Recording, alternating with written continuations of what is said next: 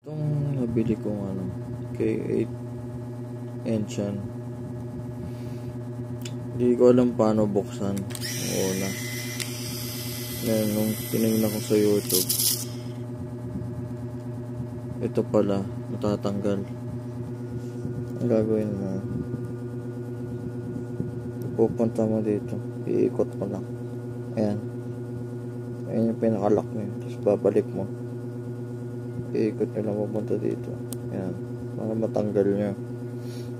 Diyan. Dahil buhok na yan. Naiipon lahat dyan. Kasi di ko malinisan. Nakala ko pag natanggal mo, dyan lang. Hanggang dito. Yung pala, natatanggal pala to lahat. Ayan. Sumama to. Ayan. Alisin mo yan. Para malinisan mo yung loob. Ang ikot pala nito, pag ganyan, pag ganito ang ikot niya, hindi pwede. Ewan ko lang kung pag ganyan o pa dito.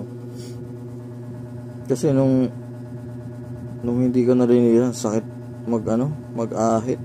Sabi po, tangina, parang kinalawang, parang ganun. Pala, lilinisan. Ang dami buhok na naipon. Tapos siguro lagyan mo ng ng petroleum jelly para magka oil man lang siya.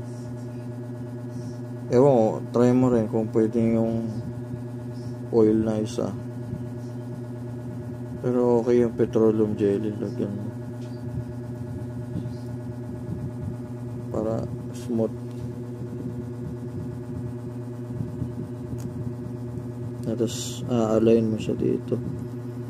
Ayan, kita mo itong yan. Kailangan nakalusot doon.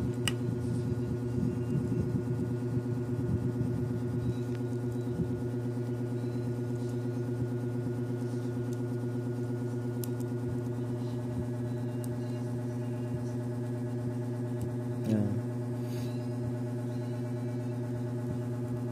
Tapos pag ibabalik na ito,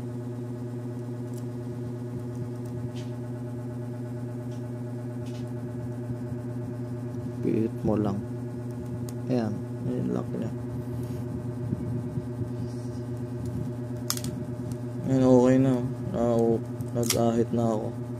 Okay na siya.